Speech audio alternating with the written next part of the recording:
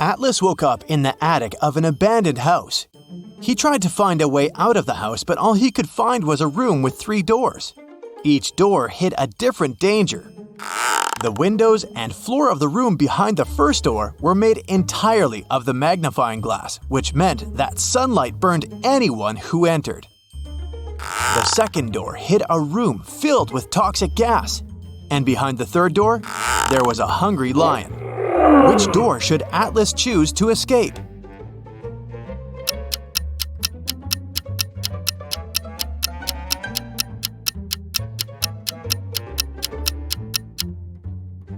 He should wait for the night to fall and walk through the first door.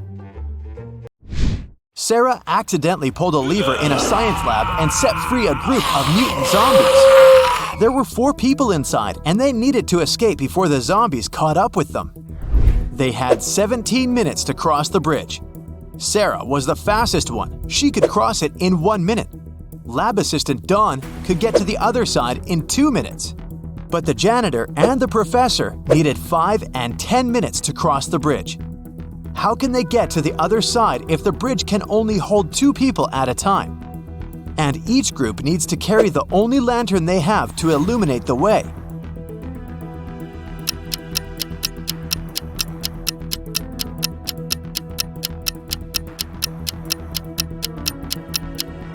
Here's how it works. Sarah and Dawn cross first, carrying the lantern. It takes them 2 minutes. Then, Sarah runs back with the lantern. She hands the lantern to the professor and the janitor. They cross the bridge together in 10 minutes. That makes 13 minutes. Dawn grabs the lantern and dashes across the bridge to help Sarah get across. It takes him 2 minutes to get her, and then they need 2 minutes to return. Sarah and Dawn arrive safely, just in time to cut the rope. One evening, Beth called the police to report a crime. She told the officer that she had just been robbed and asked the police to come to her house straight away. When the police arrived at Beth's place, they found her tied up in a chair in the middle of her living room.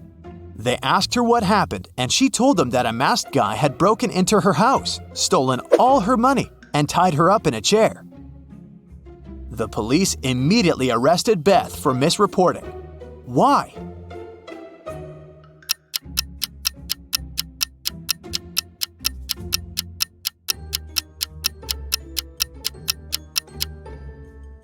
Because if she had been tied up, she wouldn't have been able to call the police. She most likely made the whole thing up. Sydney told her mom that her gymnastics team would go to a sports camp for the weekend. She asked her mom to help her pack a bag for her trip. Her mother packed everything she thought her daughter would need. When Sydney came back, she told her mother all about the trip. But at one point during the conversation, she asked why her mom hadn't packed a toothbrush. The mother immediately knew Sydney was lying about where she had really been on that weekend. How did she figure it out?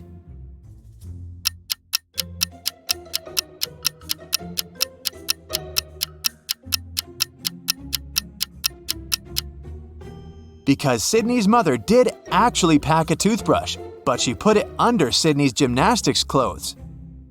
If Sydney had really gone to the camp, she would have used the clothes and found the toothbrush. Susan can't remember who her husband is. Can you help her figure it out?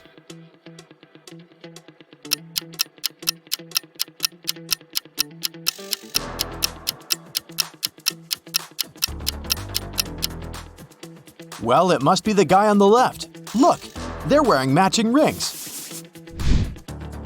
Kimberly discovered 3 bags in an old attic. There was also a note.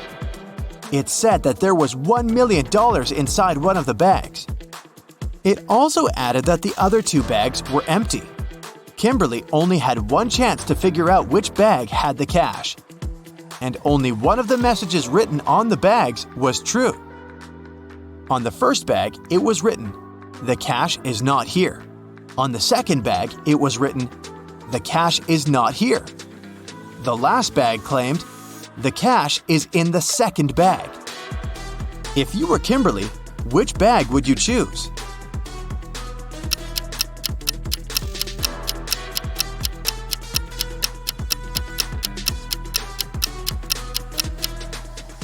You should choose the first bag. If only one of the inscriptions is true, then the money can't be in the second or third bag. Ben asked his boss for some time off. He wanted to go on an expedition to Antarctica. His boss allowed him to go on one condition. Ben had to send him pictures every day, and that's what Ben did. He sent his boss many different pictures on his icy adventure. On Ben's first day back at work, his boss fired him, saying Ben had lied to him and he had never been to Antarctica. How did the boss know?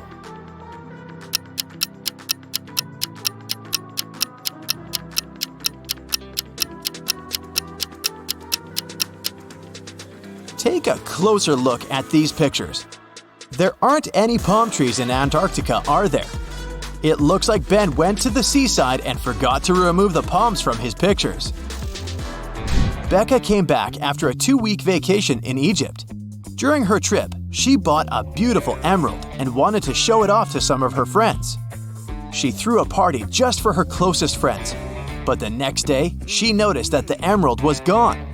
Becca immediately called a detective and asked him to help her find the thief. She showed him some of the pictures she had taken the night before. The detective took a quick look at the photos and almost immediately realized who had done it. Take a look at these pictures. How did the detective find the culprit?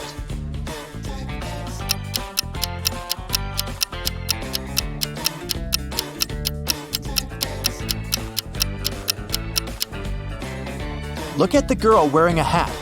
At 1 a.m., her hat is flat. But at 2 a.m., her hat suddenly becomes pointy. Weirdly imitating the shape of the emerald, she must be the thief. On a rainy evening, Dylan is driving home. He passes by a bus stop. 3 people standing there ask him for a ride. Dylan has only one seat in his car to offer, but he really wants to help all these people. It's an elderly lady that seems to be freezing, a doctor who claims that he needs to get to the hospital for an urgent appointment. And there's also the woman Dylan has a crush on. What should Dylan do to help everyone?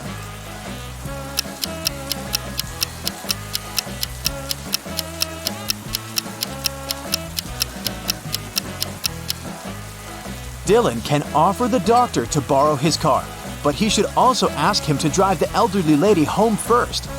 As for the guy himself, he can wait at the bus stop with the girl he has a crush on until the doctor comes back and returns his car. Lily was the manager of a men's clothing store. She was walking around the store when she noticed that a pair of expensive green pants was missing. She went over to the fitting rooms to check if someone had left the pants there. Instead, she saw 3 men getting ready to leave the store. Lily immediately understood who had stolen the pants. Take a look at this image and check if you can figure out which man is the thief.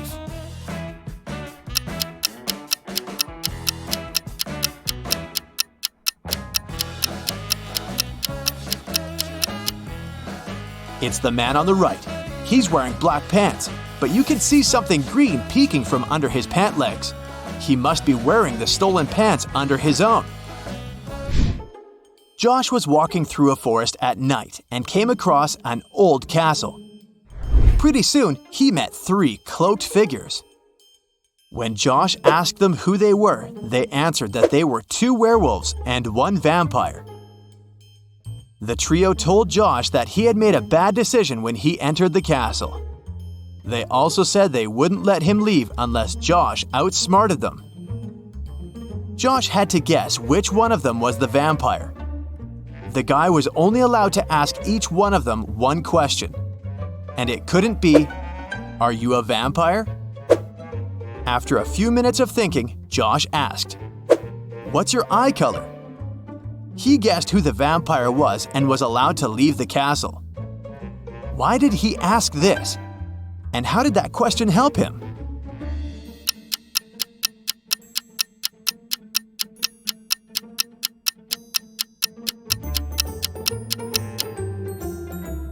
Vampires don't reflect in mirrors and don't appear in photos, so the vampire probably wouldn't know what color their eyes are. That's it for today. So hey, if you pacified your curiosity, then give the video a like and share it with your friends. Or if you want more, just click on these videos and stay on the bright side.